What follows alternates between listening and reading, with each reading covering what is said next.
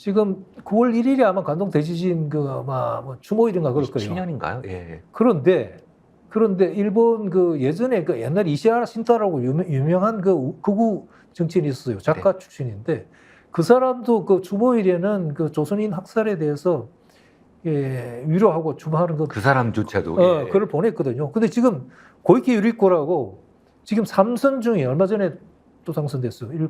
도쿄도지사인데 여자예요. 예. 8년째 안 하고 있거든요. 네. 하던 것도 다 다 중단하고 예.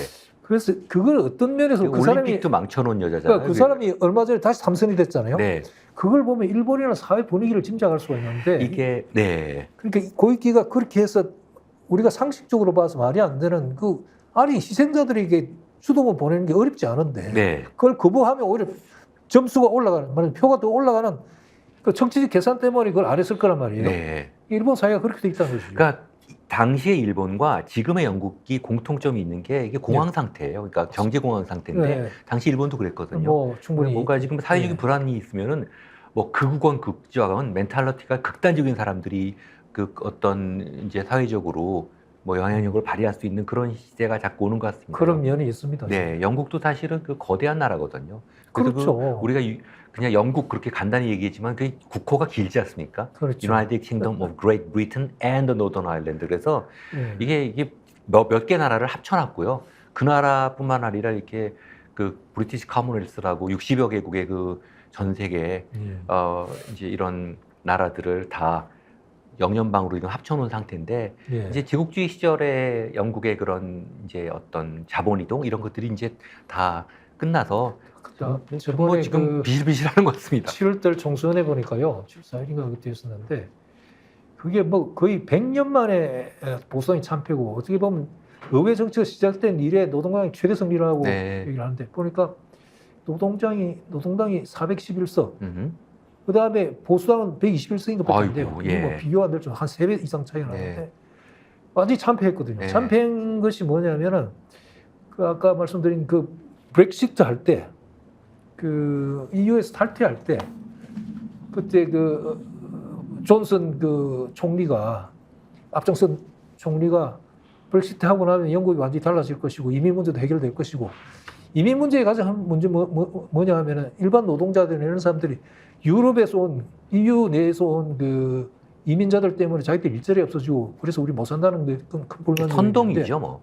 그렇죠. 네. 그런데 브렉시트 이후에 오히려 유럽 이민은 줄었는데 아시아 아프리카로부터 훨씬 한 3배 이상 늘었거든요. 네. 그럼에도 영국은 오히려 그 노동력이 부족해요. 네네. 그러니까 노동력도 부족한 데다가 지금 보니까 우크라이나 전쟁 이후에 보니까 물가가 그 11%나 뛰었어요. 11% 뛰고 그 다음에 가처분 실질 소득이 보니까 지난 5년 동안에 한 떨어지고 있어요. 7%나 떨어졌더라고요. 그러니까 불만이 엄청 많아요. 많죠. 그 불만을 극우들이 아까 말씀드린 대로 그 선동하는 거죠. 선동해가지고 이용하고 매니플레이팅하고. 네. 그것도 가짜 뉴스로. 우리가 지금 가짜 뉴스 뭐 맞지 않지. 예. 뭐 사실 이민 문제는 그 이민을 받아들인 데는 이유가 있는 거거든요. 근데 그걸 이제 극우파들은 이제 우리나라도 예전에 얼마 전에도 또 뭐 예멘 난민들 제주도로 왔을 때 막 극우들이 선동했거든요. 뭐 그들이 우리 뭐 여성들을 뭐 성폭행할 것이다 이런 식의 얘기들도 맞습니다. 사실은 특정 종교를 통해서 나오고 그랬는데요. 이게 제가 오래전에 들은 얘기인데 뉴질랜드에서 이제 반이민 선동이 있어갖고 이민을 잠깐 중지시켰나 봐요.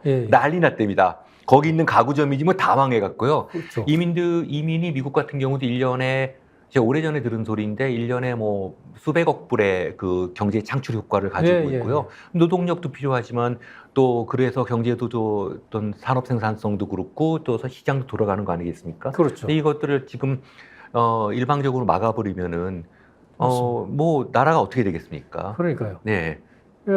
우리도 지금 사실은 노동 이민 문제인데 그때 제주도 그 예멘 사람들 왔을 때 그 한 가지 에피소드가 기억나는 게 그 배우 정우성 씨가 그 이민 문제에 대해서 그 일종의 그 대사 역할을 많이 했거든요. 예. 그 난민 대사했습니다. 훌륭한 역할인데 그 유명 배우에게 온갖 욕을 다 쏟아붓고 하는 그게 기억이 납니다.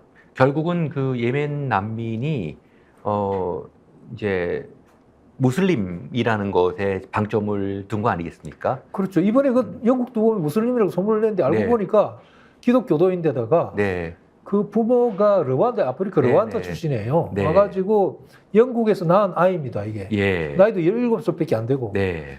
그러니까 전혀 무슬림도 아니고 저 중동 사람도 아닌데 이슬람 무슬림이라고 그래가지고 가짜 소문 퍼뜨려가지고 그렇게 폭동을 일으키고. 스픽스는 말하는 언론입니다. 대세는 유튜브, 그중에서 스픽스. 좋아요, 댓글, 구독, 알림 설정. 여러분이 저희를 사랑해 주시고 우리가 여러분을 사랑하는 4가지 방법입니다.